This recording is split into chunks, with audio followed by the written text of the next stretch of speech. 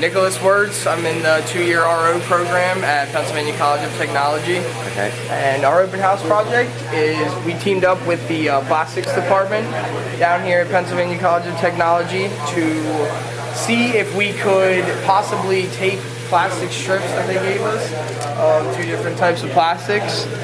One is a 45-45 Kydex and the other one is an ABS all-purpose plastic. What we did was we wrote a program with our mill here to mill out the plastic strips to the specific dimensions that they gave us, to put in our stress tester, which we have over there, to see how much load range it will take for them to snap in half or to see how far they bend.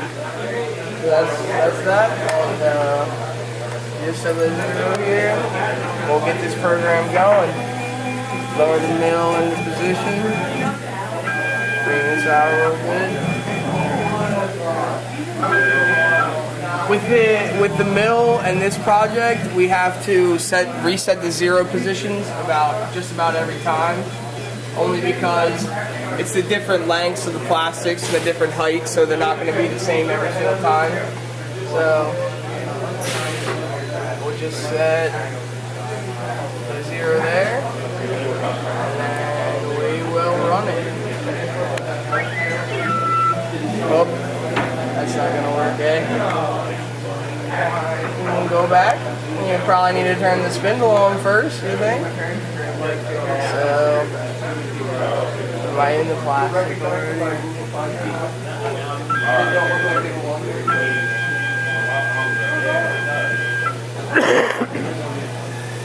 Makes sense. Turn that down. See, with this plastic, we need the spindle speed about right here, because if we turn it up any more than that, with the feed rate that we have, it'll just melt the plastic just right away, just melt it and fuse it together. But with this plastic, you need to turn it almost all the way up to max, because this is a lot harder, a lot thicker plastic. So we'll run this.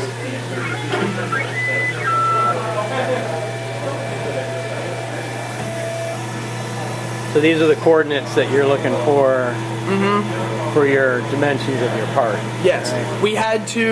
What we had to do was we had to get the dimensions of the part, but also just because we needed to make the piece like to the specific dimensions, right, we had to take into account for how wide in diameter the drill bit was. So we also had to add those measurements on, because we were cutting around the plastic instead of like right into it, you know what I mean? Because that's the only way with a mill that you're going to be able to get the plastic to be cut. But yeah, no, the one problem we really had with this was getting the plastic to stay down. It's the first time we ran it, we put the plastic in, and it just took the plastic right out of the piece and started spinning it all over the place. Yeah, it's good that you have the safety covers here then, huh? Or something like that.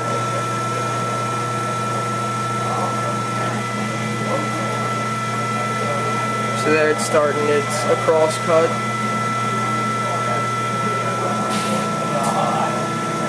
It looks good so far.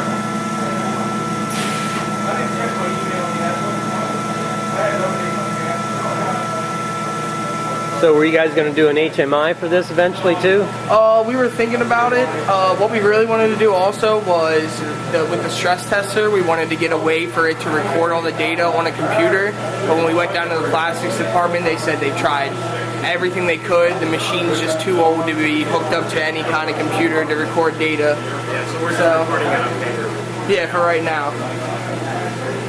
But really what we wanted to do was try and make a more effective way of cutting out these plastics with our mill. And if I got the clamps and the tools that I needed, it would have been spot on. Because you could just clamp it, and then after it's done cutting, unclamp, pull the plastic out, put another one in, clamp it, and then run it right again. Just keep going and keep going and keep going. What time are we at now? 2 minutes, 17 seconds. And then that's the end of the program. And what you come out with is something that looks just like this. All right. Which we're going to take over and put in our stress tester. Jason, can you give me your name and major? Well, I am Jason Eichelberger. I'm a third semester RO student. Okay. And what we have here is a stress tester. I'll come over on this side. So, we have our load cell, which is this, and our, I would call it a holder. But what this will do, it will turn this auger, and this will come down, bend the plastic into a V, put an amount of force on it that was preset, and it will either bend it to its max and hold it, or it will snap. We're trying to get it to snap, but on the screen it will show you the amount of stress that is on it, the amount of stress that's being put on it, and the peak amount of stress that was held at the conclusion of the test. So let's give it a try.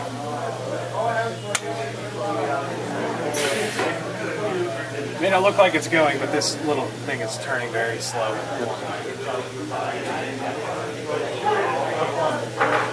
We haven't had much luck getting them to break. Like, we've gotten mixed results.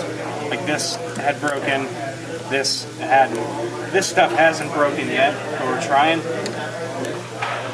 So I was going to try to load it on an off angle. You can see there's a little bit more on this side than there is on the other. So hopefully it'll break.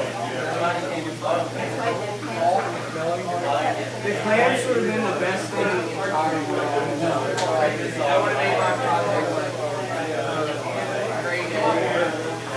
So this is readout shows how much stress. Yeah, that's in megapascals, which would be newtons of distance. Now it's up to 20.72, but it hasn't increased. Is it still? I'm not really sure at the rate at which it updates. Like right now, it's going pretty quick.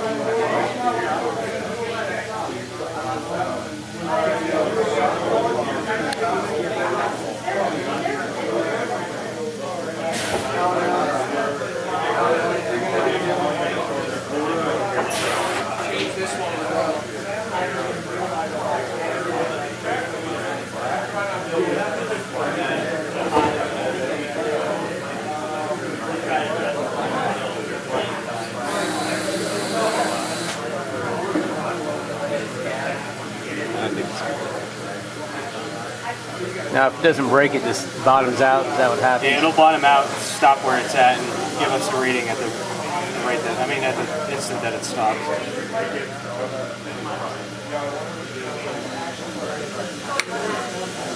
Yeah.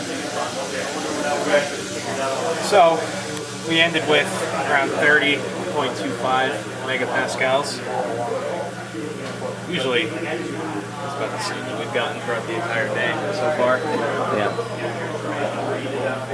So Nick was saying that you wanted to try to get some data collection from this machine. The problem is the interface, like. Yeah, the interface, and we didn't really get too much information on that part. Right. They said they tried and couldn't really figure it out. It could be something proprietary that's hard to figure out. Now, does it have could be that, or does it have a serial port or something on it, or? Actually, I didn't look. Yeah. Actually, yeah, there is one back here. So you just have to reverse engineer that somehow and figure it out. I think we'll give it a shot, but they said that they hardly ever use this machine. I guess as quick as they got it, they got something new, so they kind of just brushed it to the side. Yeah. Huh. All right. Okay. Well, good job, Jason. Thanks for stopping by.